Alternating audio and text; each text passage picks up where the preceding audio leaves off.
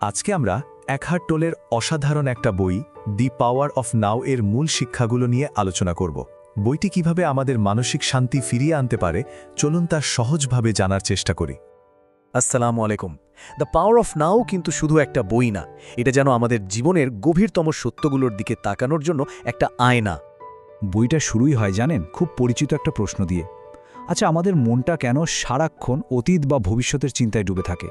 কেন আমরা বর্তমান সময়টাকে ঠিকমতো উপভোগ করতে পারি না? এই যে একটা পরিচিত স্ট্রাগল, এটাই কিন্তু বইটার মূল আলোচনার বিষয়। তো বইটার প্রথম আর সবচেয়ে গুরুত্বপূর্ণ ধারণাটা হলো সময়ের ফাঁদ। টোলে বলছেন যে আমাদের জীবনটা আসলে শুধুমাত্র এই মুহূর্তেই সত্যি, মানে এই এখনের মধ্যেই। এর বাইরে যা কিছু মানে অতীত বা ভবিষ্যৎ দুটোই আসলে আমাদের মনের তৈরি একটা ভ্রম ছাড়া আর কিছুই না। ব্যাপারটা কি, আমাদের মনের বেশিরভাগ শক্তি কিন্তু এই দুটা অস্তিত্বহীন সময়ের জালে আটকা পড়ে থাকে। আমরা হয়তো পুরনো দিনের জন্য আফসোস করি, না হলে ভবিষ্যতের কথা ভেবে দুশ্চিন্তা করি। আর ঠিক এভাবেই আমরা নিজেদের অজান্তেই একটা অদৃশ্য সময়ের ফাঁদে বন্দী হয়ে যাই। আচ্ছা, এই সময়ের ফাঁদ থেকে বের হতে হলে আমাদের সবার আগে বুঝতে হবে আমাদের মনের ভূমিকাটা আসলে কি। প্রশ্নটা হলো, মন কি আমাদের নিয়ন্ত্রণে থাকা একটা যন্ত্র, নাকি এটাই আমাদের জীবনকে নিয়ন্ত্রণ করছে? পার্থক্যটা কিন্তু বিশাল।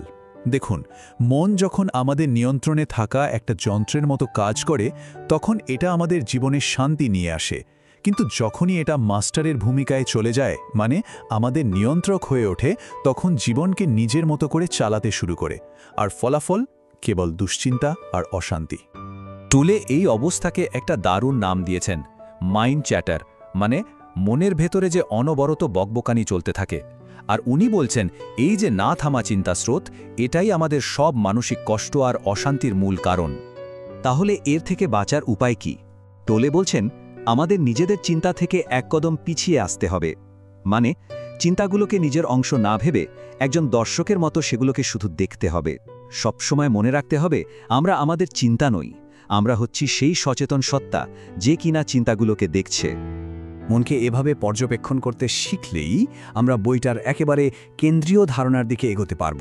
আর সেটা হলো বর্তমান মুহূর্ত বা এই এখনের মধ্যে লুকিয়ে থাকা এক অসীম শক্তি। লেখক এখন শব্দটাকে একটা জাদুকরী দরজার সাথে তুলনা করেছেন।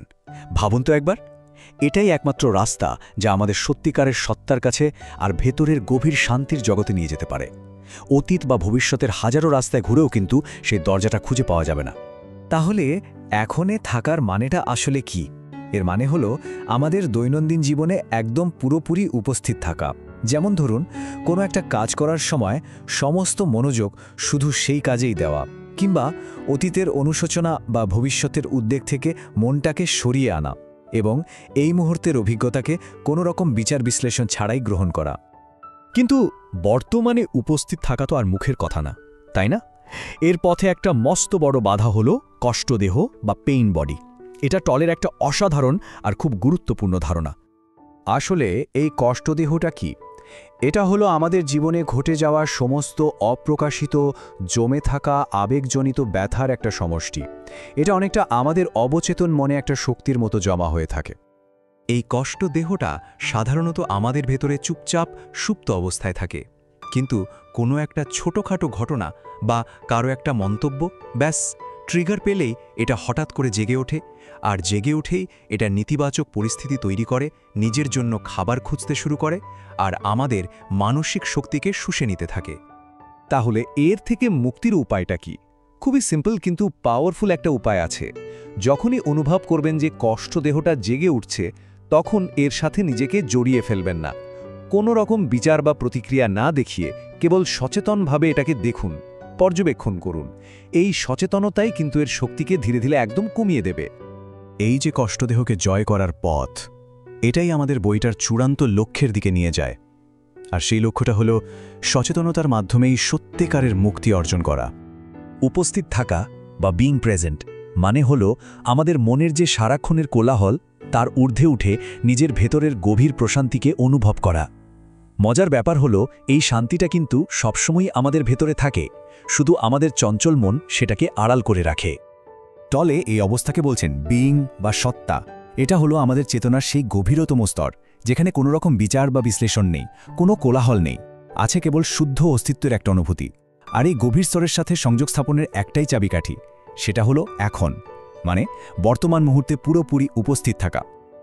তাহলে পুরো আলোচনা থেকে আমরা কি শিখলাম? মূল কথাগুলো যদি একবারে বলি, প্রথমত, আমরা আমাদের মন নই, আমরা হলাম সেই সচেতনতা যা মনকে একটা যন্ত্রের মতো ব্যবহার করে। দ্বিতীয়ত, জীবনের সমস্ত শক্তি, শান্তি আর আনন্দ অন্য কোথাও না, কেবল এই মুহূর্তেই আছে। আর তাই অতীতের ভার আর ভবিষ্যতের ভয়কে ঝেড়ে ফেলে এখনে বেঁচে থাকাই আসলে সবচেয়ে বড় আধ্যাত্মিক অর্জন। এই আলোচনার শেষে একটা প্রশ্ন রেখে যাই। আচ্ছা, যখনই মন অতীত বা ভবিষ্যতের দিকে ছুটতে শুরু করে, তখন তাকে এখনে ফিরিয়ে আনার জন্য সবচেয়ে সহজ, সবচেয়ে প্রথম পদক্ষেপটা কি হতে পারে? একটু ভেবে দেখুন।